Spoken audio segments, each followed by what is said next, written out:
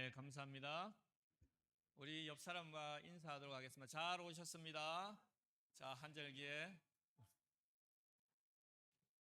지난주 한 주간 동안도 기온이 더웠다, 추웠다, 참 한절기에 감기 조심하시기 바랍니다. 오늘은 우리가 아시다시피 목사님께서 부흥의 차 출타하셔서 제가 대신 말씀을 전하게 되었습니다. 지난번 제가 설교했을 때 호세아 1장 3장을 중심으로 그 선지자가 엄난 아내 고멜을 대취해서 낳은 세 자녀의 이름의 상징인 그 이스라엘, 하나님이 헛되시다, 로우하마 긍휼을 여김 받지 못한다, 그리고 관계 단절을 뜻하는 로암미, 내 백성이 아니다라는 이름의 의미를 통해서 그 이스라엘의 참 비참한 영적인 실상을 고발합니다. 그러나 하나님은 그 배신당한 아픔 속에서도 자기 백성을 결코 포기하지 않으시고 그들의 이름에서 그 부정어를 떼어내시며 루하마, 긍휼 입은 자와 암미, 다시 하나님의 백성으로 부르시면서 그들의 신분을 회복시켜 주셨습니다.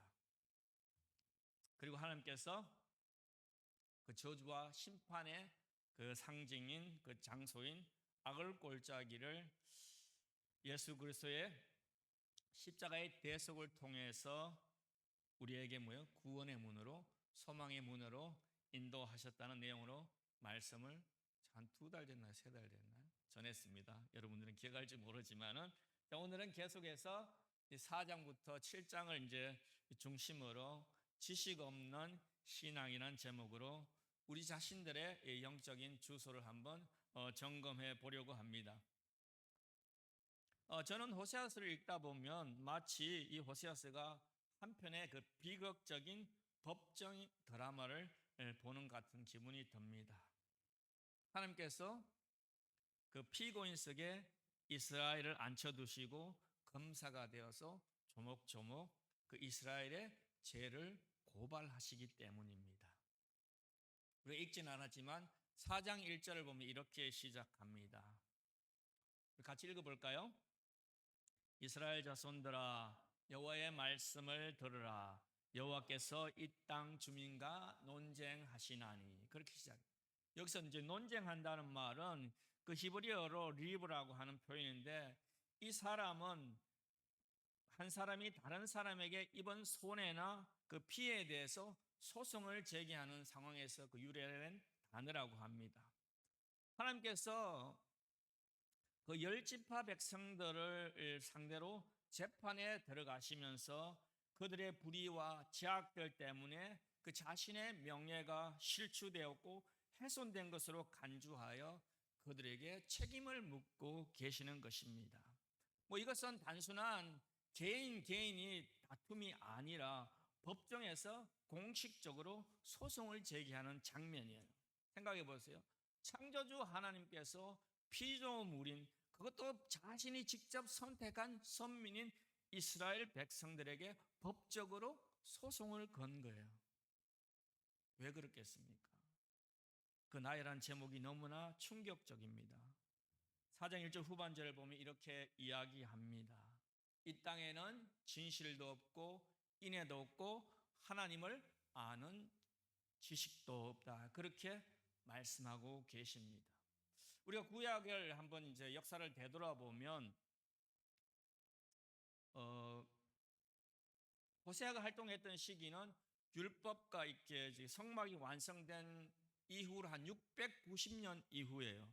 그리고 솔로몬 성전이 완공된 시기로부터는 한 200년에서 210년 이후에 활동했던 호세아 선지자입니다. 한번 상상해 보십시오.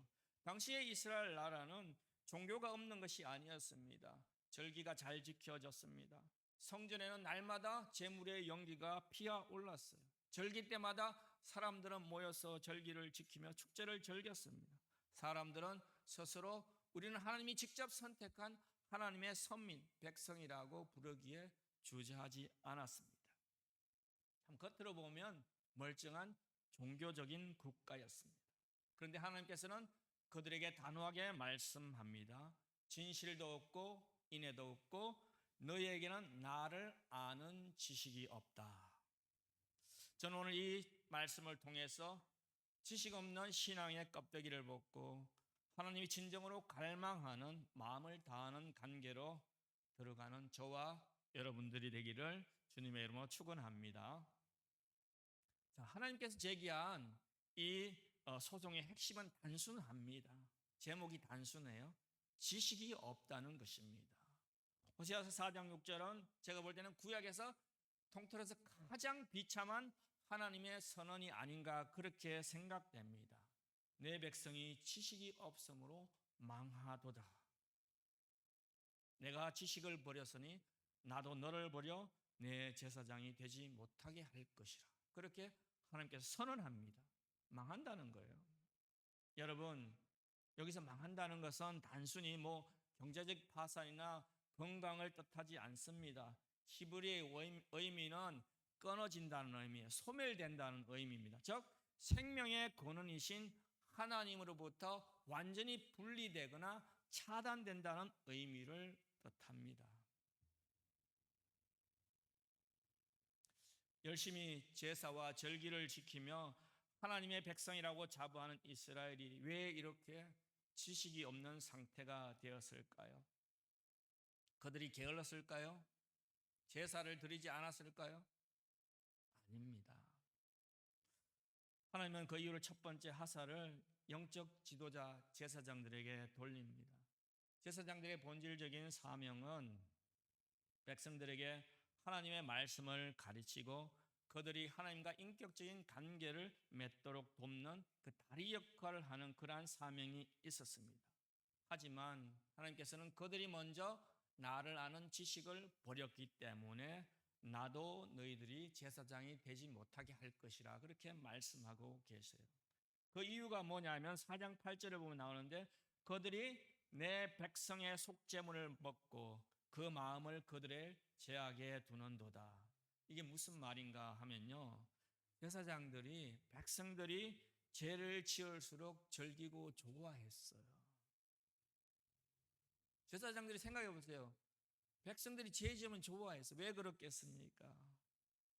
죄를 지어야만이 백성들이 그 재물을 가지고 제사함 받기 위해서 성전으로 왔기 때문에, 즉 자기 수입과 직결되기 있었기 때문에 백성들이 죄를 짓는 것을 좋아했다는 말입니다.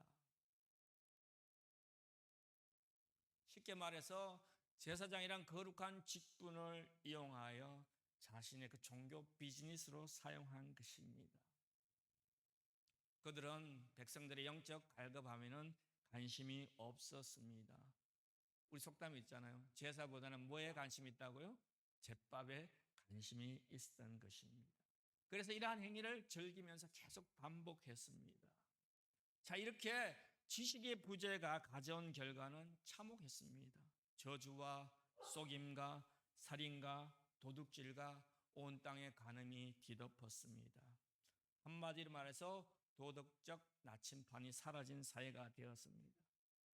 그렇다면 우리는 이 호세아에 있어서 말하는 이 지식이 무엇인지 반드시 짚고 넘어가야 될 것입니다. 우리는 흔히 지식을 정보의 습득으로 생각하지만 성경이 말하는 이 지식의 의미는 우리가 생각하는 것과 조금 차이가 있습니다. 우리가 사정에서 이제 지식이란 말이 몇 번 나오는데 보면 영어로는 knowledge예요. 히브리어는 이제 제가 잘 쓰지 홍모쌤도 그렇지만 원어를 잘 쓰려고 하지 않는데 설명하려고 하니까 어쩔 수 써야 될 것 같아요. 이 데드라는 단어인데 이 단어가 야다로부터 파생된 단어예요. 이 야다라는 말이 처음으로 어디에 나오냐 하면 우리가 가진 성경 그 창세기 4장 1절에도 나옵니다. 근데 우리의 성경을 보면 좀 영어 번역하고 조금 다른 것 같아요. 4장 1절을 보면 이렇게 기록되어 있습니다. 아담이 그의 아내 하와와 동침함에 이렇게 기록되어 있는데 영어 성경에는 뭐냐면 Adam knew Eve his wife 그렇게 기록되어 있습니다. 번역하면 아담이 그의 아내 이브를 알았다 그렇게 번역할 수 있는데 이 영어 knew라는 단어가 바로 야다예요. 그러니까 오늘 이 호세아서에서 쓰여진 이 dead라는 단어하고 똑같은 의미를 가지고 있습니다. 요한복음 17장 3절에서 예수님께서도 영생을 말하면서 이렇게 말합니다. 영생은 곧 유일하신 하나님과 그가 보내신 자 예수 그리스도를 아는 것이라 그렇게 말했는데 같은 의미예요. 안다는 말. 이 안다고 하는 단어 즉 지식의 의미는 뭐 관찰자가 대상을 멀리서 분석하고 객관적으로 이렇게 데이터를 갖는 것이 아닙니다. 남편과 아내가 한 몸이 되어 서로의 슬픔과 기쁨 그리고 심장 소리까지 공유하는 그 체험적인 연합을 뜻합니다. 하나님을 안다는 것은 그분의 성품이 내 삶에 녹아들어 하나님이 아파하는 것도 나도 아파하고 그분이 기뻐하시는 것도 나도 기뻐하는 그 영적인 공명 상태를 말씀합니다. 이러한 지식은 자신이 좋아하는 뭐 연예인이나 운동선수 프로필을 외우는 정보가 아닙니다. 여러분 다 각자 좋아하는 운동도 있고 또 좋아하는 연예인이나 뭐 스포츠 스타도 있을 것입니다. 우리가 이제 예를 들면 LA 지금 손흥민 선수가 와 있잖아요. 그죠? 손흥민 선수를 좋아하는 정말로 팬들은 그에 대한 수많은 정보를 가지고 있어요. 원래 몇 골 넣었는지, 뭐 누가 그의 절친인지, 어디 사는지, 무슨 차를 타는지 수많은 데이터와 정보를 가지고 있습니다. 근데 손흥민의 어머니가 그 팬이 가지고 있는 정보보다 더 많이 알고 있을까요? 절반도 모를 겁니다, 아마. 그런데 손흥민의 어머니는 뭐예요? 손흥민 선수의 얼굴만 봐도 목소리만 들어도 그 아이의 선수의 마음과 생각을 알 것입니다. 여러분 다 자녀를 키워 보셨잖아요. 여러분 자녀들이 목소리, 표정만 봐도 아이가 무엇을 원하는지 또 아이 울음소리만 들어도 상태가 어떤지 여러분 다 알았잖아요. 우리가 다 그렇게 키웠잖아요. 이 지식이란 말이 그런 의미를 가지고 있었습니다. 이스라엘은 하나님에 대한 정보는 가졌을지 모르지만 하나님과 눈 맞추고 대화하는 법을 잊어버렸습니다. 정보로서의 지식은 우리 자신들을 교만하게 만들지만은 이 관계로서의 지식은 우리를 하나님 앞에 겸손하게 엎드리게 합니다. 이렇게 하나님을 아는 지식이 사라지면 그 사이는 필연적으로 무너지게 마련입니다. 4장 12절부터 14절은 그 참혹한 결과들을 보여줘요. 사람들은 술과 음행에 빠져 총명을 잊어버립니다. 영적인 분별력이 사라졌습니다. 그래서 육체적 쾌락만이 진정한 인생이라고 믿기 시작합니다. 마치 오늘날 우리가 사는 문화에서 내 본능에 충실하라는 그런 메시지가 호세아 시대에서도 동일하게 울려 퍼졌습니다.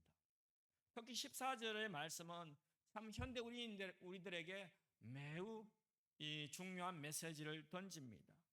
하나님은 음행하는 딸들을 벌하시지 않고 오히려 그 여자들을 이용했던 남자들을 꾸짖고 있어요. 강한 자가 약한 자를 보호하고 소중히 여겨야 한다는 하나님의 그 인애의 법, 헤세드의 법이 사라지자 힘 있는 자들이 약한 자들을 자신의 쾌락으로 소비해 버리는 그런 약육강식의 사회가 지배하게 된 것입니다. 오늘날 교회가 세상으로부터 지탄받는 이유도 이와 다르지 않습니다. 우리가 성경을 지식으로만 공부하고 관계로 살아내지 못한다면 우리는 하나님을 이용해서 내 모든 행위들을 정당화하려는 그런 죄에 빠지게 됩니다. 작년 12월에 미국 국방부에서 어떤 기도회가 있었습니까? 전쟁의 하나님이라 그렇게 우리가 존경하는 빌리그램 목사님 아들 프랭클린 빌리그램이 그렇게 역설했어요. 그리고 우리가 사는 미국도 이 전 세계에서 지난주에 가장 시끄럽게 했던 이슈가 무엇입니까? 다른 나라를 먼저 공격하여 전쟁하면서 많은 아이들과 민간인을 살상하면서도 그런 것들을 정당화시키기에 종교를 이용하고 자신의 행위를 예수님의 사랑과 인애로 포장하는 사건이었습니다. 하나님의 말씀에 따라 우리 자신들의 잘못을 교정하는 것이 아니라 반대로 나의 행동을 정당화시키기 위해서 말씀을 이용하는 모습은 마치 호세아 시대의 이스라엘의 백성들과 똑같은 일들이 오늘도 일어나고 있습니다. 사랑하는 성도 여러분, 이스라엘 시대나 지금 우리가 살아가는 시대의 모든 비극의 원인은 저는 똑같다고 생각합니다. 바로 하나님을 아는 지식을 거부한 것이기 때문입니다. 하나님이 누구인지 잊어버리니 인간이 인간답게 사는 법도 잊어버리는 것입니다. 이스라엘의 문제는 단순히 도덕적인 문제만이 아니었습니다. 경제의 문제도 아니었습니다. 환경의 문제도 아니었습니다. 문제는 하나님과 인격적이고 친밀한 관계가 끊어진 것이 문제였습니다. 하나님을 모르게 되자 그들의 삶은 무너졌어요. 가치가 무너졌어요. 인생의 방향이 완전히 흔들리기 시작했습니다. 그런 상태에 있던 이스라엘이 갑자기 다른 모습으로 변화됩니다. 6장에 가보면 어떤 일이냐, 마치 반전이 일어난 것처럼 보여요. 이스라엘 백성들이 모여서 서로를 격려하면서 신앙적인 고백을 합니다. 6장 1절 2절 보면 오라 우리가 여호와께로 돌아가자. 여호와께서 우리를 찢어서셔나 도로 낫게 하실 것이요 우리를 치셨으나 싸매어 주실 것임이로다. 여러분, 이 고백을 한번 천천히 생각해 보십시오. 이것은 매우 바른 신앙의 고백입니다. 그들의 기도는 하나님이 자신을 심판하셨다는 것도 인정합니다. 그리고 하나님이 고칠 수 있다는 것도 인정합니다. 심지어는 이렇게 말합니다. 이틀 후에 우리를 살리시며 제3일에 우리를 일으키시니 우리가 그의 앞에서 살리라. 이것은 이스라엘 백성들이 회복에 대한 확신입니다. 하나님 향한 소망의 고백입니다. 마지막에 이렇게 그리고 결단합니다. 그러므로 우리가 여호와를 알자, 힘써 알자. 여러분, 이스라엘의 이런 고백은 완벽한 회개처럼 보입니다. 겉으로 보면 지금 이러한 회개를 통해서 이스라엘이 금방 부흥이 일어날 것 같아요. 호세아가 그렇게 외쳤던 하나님을 알라는 그 메시지를 이스라엘 백성들이 지금 스스로 외치고 있기 때문입니다. 그런데 문제는 하나님이 그렇게 안 보는 것이 문제입니다. 사람의 귀에는 이렇게 아름답게 들리는 고백일지 모르지만은 하나님의 눈에는 이 고백이 너무나 가정스러워 보였습니다. 왜냐하면 그들의 고백에는 한 가지가 빠져 있었기 때문입니다. 죄에 대한 참다운 애통함이 없었어요. 그들은 하나님께 돌아오겠다고 말했습니다. 근데 그들이 돌아오겠다고 한 이유가 중요합니다. 하나님이 그리웠어가 아닙니다. 하나님을 사랑했어가 아닙니다. 그들은 단지 죄 때문에 받는 고통에서 해방되고자 했기 때문입니다. 이런 모습은 여러분 어린아이를 키워보셨죠? 또 여러분들도 그런 경험이 있을 것입니다. 브라더가 같이 자랄 때 형제들이 많은 이제 가족에서는 하나가 잘못하면 부모님이 같이 혼내잖아요. 그런데 잘못이 없는 아이는 내가 벌 받는 것이 너무 힘드니까 무조건 잘못했다 그러죠. 저는 몇 번 그래 봤습니다. 여러분 그런 경험이 없으세요? 나는 아무것도 잘못 안 했는데 죄 때문에 내가 고통받는데 그러니까 무슨 이유인지 모르고 부모님 혼내시면 그냥 무조건 잘못했다는 거. 마치 이스라엘 모습이 이런 회개였습니다. 맞는 게 싫었습니다. 고통이 싫었습니다. 하나님이 좋은 것이 아니라 자신이 당한 고통이 너무 싫었던 것입니다. 이런 이스라엘의 모습을 보시고 하나님께서 호세 6장 4절 에브라임아 내가 어떻게 하랴 유다야 내가 어떻게 하랴 너희 인애가 아침 구름이나 쉬 없어지는 이슬 같도다. 하나님은 이스라엘의 회개와 사랑을 아침 이슬에 비유합니다. 여러분 아침 이슬이 어떻습니까? 여러분 이제 미국에서 보면 혹시 우리 스스로 잔디 깎는 분 계세요? 여기 있어요? 이슬이 있으면 잔디 기계도 잘 안 나가요. 미는 때 되게 힘이 들어요. 그런데 햇빛이 뜨고 한두 시간 뒤에 잔디를 깎아보면 잘 나갑니다. 이슬이 감쪽같이 사라지고 없어요. 하나님이 이스라엘의 사랑을 이런 아침 이슬에 비유합니다. 너의 회개와 사랑이 그렇다. 예배 때는 뜨거워요. 우리가 기도할 때는 눈물을 흘립니다. 우리가 찬양할 때는 뭐요? 절제하지 못하고 결단합니다. 하나님, 이제 정말 바뀌겠습니다. 정말 내가 주님 뜻대로 살겠습니다. 그 순간은 진심일 수 있습니다. 그러나 우리의 삶이 월요일 날 이민의 현장으로 가면 어떻게 됩니까? 우리의 삶의 열기가 올라오면 주일날에 했던 그 모든 결단들이 사라지기가 쉽습니다. 우리는 유혹이 오면 너무 쉽게 넘어집니다. 상황이 바뀌면 다시 돌아가 버려요. 우리의 삶은 결국 그대로입니다. 이것은 가짜 회개인 것입니다. 이러한 이스라엘을 향하여 내가 너를 어떻게 해야 되겠냐, 이 말씀에는 하나님의 깊은 탄식이 담겨 있습니다. 이것은 분노의 표현이 아니에요. 하나님의 상처받은 그런 마음의 탄식입니다. 하지만 이러한 이스라엘을 향하여 내가 너를 어떻게 하겠냐, 이 말씀에 참 탄식이 담겨 있는데, 하나님이 원하시는 것은 우리가 오늘 읽은 그 6장 6절의 말씀입니다. 나는 인애를 원하지 않고 제사를 원하지 아니하며 번제보다 하나님을 아는 것을 원하노라. 그렇게 말씀합니다. 여기서 인애라는 단어는 히브리어로 헤세드입니다. 이것은 단순한 친절이 아니에요. 이것은 언약적인 사랑입니다. 상황이 바뀌어도 기분이 변해도 내가 손해가 와도 끝까지 지키는 사랑입니다. 끝까지 포기하지 않는 그러한 행동입니다. 예수님도 이 말씀을 2번이나 인용하셨어요. 첫 번째, 마태복음 9장에서 예수님이 죄인들과 식사했을 때 바리새인들이 와서 비난했습니다. 그때 주님은 뭐라고 했습니까? 건강한 자에게는 의사가 쓸데없고 병든 자에게라 쓸데있다. 그렇게 말씀하시면서 내가 긍휼을 원하고 제사를 원하지 않는다고 말씀하시면서 이 호세의 말씀을 배우라고 합니다. 두 번째 보면 또 마태복음 12장에 안식일의 논쟁에서 나옵니다. 예수님의 의도는 명확했어요. 하나님이 원하시는 지식과 인애는 바로 긍휼의 마음이라는 것입니다. 규칙을 지키고 제사를 하는 것보다 죄인들을 향한 하나님의 아픈 마음을 함께 느끼는 관계적인 공감이 더 중요하다는 말씀입니다. 바리새인들은 성경 지식이 누구보다도 많았어요. 하지만 그들은 하나님의 마음을 몰랐기 때문에 다른 사람을 정죄하는 일만 일삼았습니다. 바로 그러한 모습은 지식 없는 종교인의 전형적인 모습입니다. 하나님, 우리가 종교적인 완벽주의자가 되기를 원하지 않습니다. 하나님께서 원하는 것은 그분의 상품을 닮아가는 사랑의 사람이 되기를 원한다는 것입니다.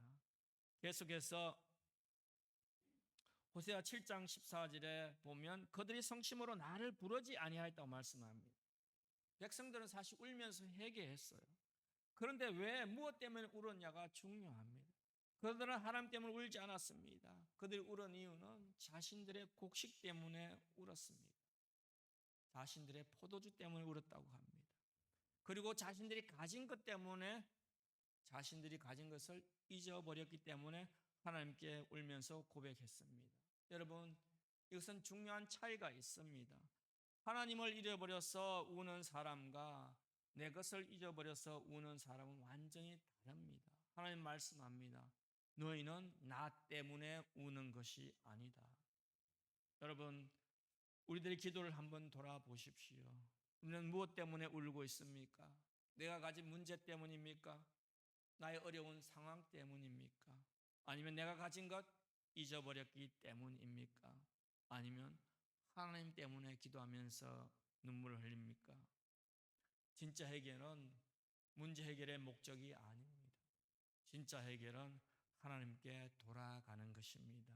진짜 해결은 상황을 바꿔주세요가 아니라 하나님, 제가 주님을 떠났습니다입니다. 하나님, 오늘도 우리에게 말씀합니다. 나는 너의 말이 아니라 너의 마음을 원한다. 너의 형식이 아니라 나는 너와 친밀한 관계를 원한다고 말씀합니다. 사랑하는 성도 여러분, 우리의 사랑은 어떻습니까? 아침 이슬과 같습니까? 아니면 햇세대의 사랑입니까? 아니면 금방 사라지는 감정입니까? 아니면 끝까지 인내하고 붙드는 관계입니까? 하나님은 오늘도 우리에게 진짜를 찾고 계신다는 사실입니다. 형식이 아니라 관계, 말이 아니라 우리의 삶, 감정이 아니라 참다운 우리의 변화입니다. 하나님께서 이스라엘의 해결을 꾸짖지만 하나님께서는 그들을 고쳐 쓰고 싶어 했어요. 왜냐하면 하나님께서는 반드시 고쳐야만 했어요. 왜냐하면 그들에게 주신 사명이 있었기 때문에 아직 그 사명을 이스라엘이 감당하지 못했기 때문에 비록 제약 가운데 있지만 반드시 고쳐야 했어요. 그것도 마찬가지입니다. 우리에게 우리를 한번 선택하신 하나님은 비록 우리가 조금 떠나 있다 할지라도 반드시 우리를 고쳐 주실 것이에요. 그러니까 우리가 매맞기 전에 빨리 돌아가는 게 좋아요. 호세아서 보면 이렇게 말합니다. 내가 이스라엘을 치료하려 할 때 에브라임의 죄와 사마리아의 악이 드러났다. 여러분 이 말씀을 잘 보셔야 합니다. 하나님은 벌 주시기 위한 분이 아닙니다. 우리를 치료하시기 원하시는 분이에요. 우리를 고쳐 쓰시기 원하는 분. 그런데 문제가 있습니다. 잘 고쳐지지 않아요. 왜 그렇습니까? 하나님을 향한 치료는 우리가 정직할 때 시작됩니다. 내 인생의 문제를 고쳐달라고 기도하기 전에 우리는 하나님과의 관계를 고쳐달라고 먼저 부르짖어야 됩니다. 하나님께서 이스라엘 백성들을 구원하려 하나 그들의 거짓말 때문에 탄식하셨습니다. 하나님은 우리를 구원시키고 싶어 합니다. 우리가 할 일은 거짓의 가면을 벗고 주님, 제가 주님을 아는 지식이 없습니다. 주님을 신뢰하지 못했습니다. 제 마음이 아침 안개 같았습니다. 라고 정직하게 고백한 것입니다. 하나님은 우리에게 완벽을 요구하지 않으십니다. 우리가 진실하기를 원하시고 계시기 때문입니다. 호세아서의 역사는 우리에게 절망을 선언합니다. 우리가 인간의 의지로는 하나님이 원하시는 그 헤세드 인에 도달할 수 없음을 선언합니다. 바로 우리는 이 절망의 정점에서 우리는 예수 그리스도의 십자가를 바라보아야 합니다.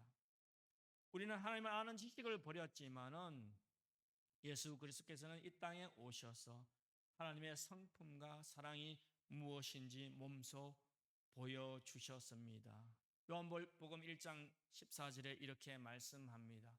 말씀이 육신이 되어 우리 가운데 거하심에 우리가 그의 영광을 보니 아버지의 독생자의 영광이요 은혜와 진리가 충만하더라. 우리에게 볼 수 있게 했습니다. 그리고 영생 곧 유일한 길은 참 하나님과 그가 보내신 자 예수 그리스도를 아는 것이라 그렇게 말씀합니다. 예수님이 곧 하나님을 아는 본체이십니다. 우리는 예수님을 보면 하나님의 성품을 알 수 있습니다. 우리는 예수님을 보면 하나님의 사랑을 알 수 있습니다. 예수님을 보면 하나님의 우리는 마음을 알 수 있습니다. 왜냐하면 예수님은 하나님을 아는 그 지식 자체이십니다. 우리의 사랑은 아침 이슬처럼 쉽게 변하고 정발해 버렸지만 예수 그리스도의 사랑은 십자가 위에서 피 한 방울까지 쏟아내는 변함없는 그 헤세드 인애의 사랑이셨습니다.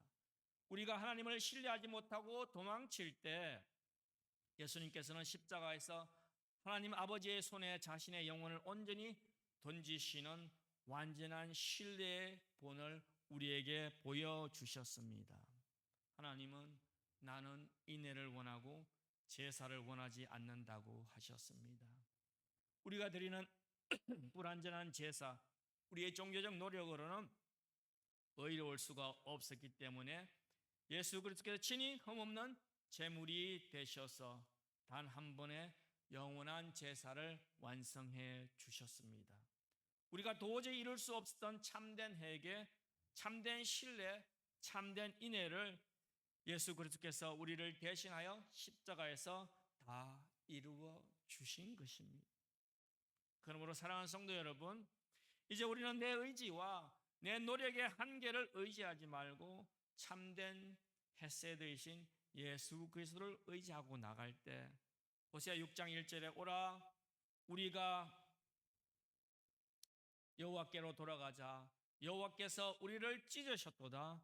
도로 낫게 하실 것이요 우리를 치셨으나 싸매 주실 것이란 이 외침이 이제 그리스도를 통해서 저와 여러분들을 회복시키실 것입니다.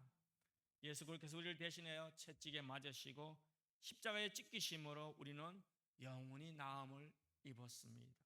대의사 되신 예수께서 오늘 우리의 고장난 마음과 깨어진 감개를 싸매어 주시기를 원합니다.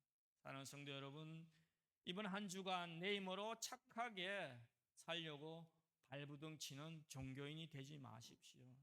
나를 위해 십자가에서 변함없는 신뢰와 사랑을 확증해 주신 예수 그리스도를 깊이 묵상하십시오. 그리고 그분을 신뢰하고 바라볼 때 성령께서 우리 안에 역사하사 아침 이슬이 아닌 마르지 않는 샘물과 같은 사랑으로 하나님께서 우리와 동행하실 것입니다. 십자가의 해세대의 사랑을 붙잡고 승리하는 한 주간이 되기를 주님의 이름으로 축원합니다. 아멘. 우리 다 같이 일어서셔서 찬송가 455장 찬송하겠습니다.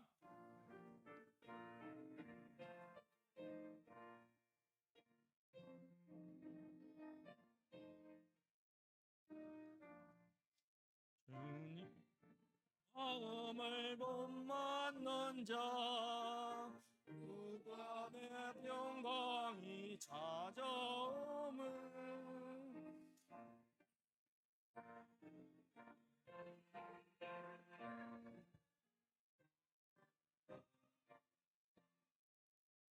이 맘이로다 주님의 마음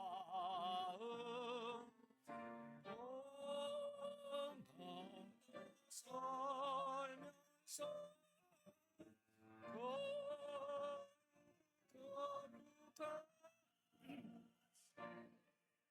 나도 이루리 주 모습 내 눈에 안 보이며 음성 내 귀에 안 들려도 내 영혼 날마다 주를 만나 신령한 말씀 은혜로다 주님의 마음 본받아 살면서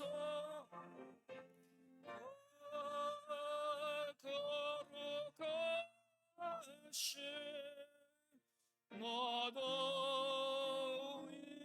이르리 즐거움하여도 내 맘에 불평이 없어짐은 십자가 고난을 이겨내신 주님의 마음 본받음이라 주님의 마음 본받아 살면서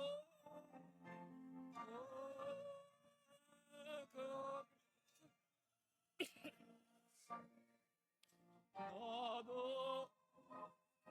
이르리 주 예수 세상에 다시 올 때 그날의 무성도 변하여 주님의 빛나는 그 영성을 함께하며 찬양하리 주님의 마음 본받아 살면서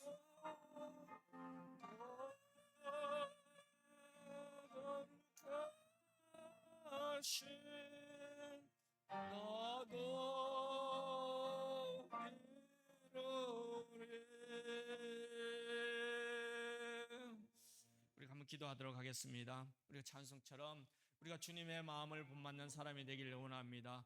형식적인 종교인이 아니라 참 참다운 회개를 통하여 참 주님께서 그 십자가에서 이루신 이 헷세대의 인애의 사랑을 오늘 우리도 삶으로 실천할 수 있는 그러한 신앙인이 될 수 있도록 또 그 말씀 붙잡고 한 주간 승리할 수 있도록 우리 다 같이 주여 한번 부르고 우리 다 같이 동성으로 기도하겠습니다.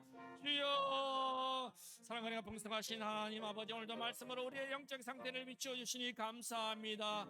주님, 우리는 하나님을 안다고 말하면서 우리가 주님과 관계없이 살았음을 고백합니다. 말씀을 듣고도 삶으로 이어가지 못하고 형식의 몸을 우리의 주님의 모습을 주님 앞에 내어놓습니다. 주님, 우리의 신앙을 새롭게 하여 주시옵소서. 우리가 정보로만 하나님을 아는 것이 아니라 삶으로 내가 나의 삶의 현장에서 말씀을 실천하는 성도들이 되게 하여 주시옵소서. 우리의 회개를 받아 주시옵고 우리의 문제를 위한 회개가 아니라 참 주님과의 깊은 사귐을 통해서 깊은 관계로 들어가는 회개가 되게 하여 주시옵소서. 주님, 우리의 마음을 붙잡아 주시고 우리가 붙잡고 있는 모든 제약들을 내려놓고 오직 주님만 바라보고 사는 삶이 되게 하여 주시옵소서. 우리 성도들을 기억하여 주시옵소서. 사랑과 은혜가 풍성하신 하나님 아버지, 오늘도 호세아의 말씀을 통해서 우리의 영적 상태를 비추어 주시니 감사를 드립니다. 주님, 우리가 하나님을 안다고 말하면서 정작 주님과 관계없이 살아왔음을 고백합니다. 말씀을 알고 예배 자리에 있으면서 참 우리가 마음은 주님과 멀어져 있음을 고백합니다. 주님, 우리의 신앙이 아침 이슬처럼 쉽게 사라지는 감정이 아니라 끝까지 붙드는 인애의 믿음이 되게 하시고 사랑이 되게 하여 주시옵소서. 주님, 우리가 문제 때문에 울었던 것들을 용서하고 이제는 하나님을 잊어버린 슬픔으로 주님 앞에 나아가게 하여 주시옵소서. 주님, 우리는 스스로 회복할 수 없는 존재임을 선언합니다. 그래서 십자가만 바라봅니다. 예수 그리스도의 변함없는 그 사랑과 완전한 순종을 의지합니다. 주님, 입술이 아니라 우리의 중심이 변화되게 하여 주시옵소서. 형식이 아니라 관계가 회복되게 하여 주시옵고 참 지식적 정보가 아니라 주님을 아는 지식으로 우리의 삶이 채워지고 날마다 풍성해지게 하여 주시옵소서. 한 주간도 주님과 동행하는 삶을 살게 하여 주시고 주님의 마음을 품고 또 이민의 삶을 살아가게 하여 주시옵소서.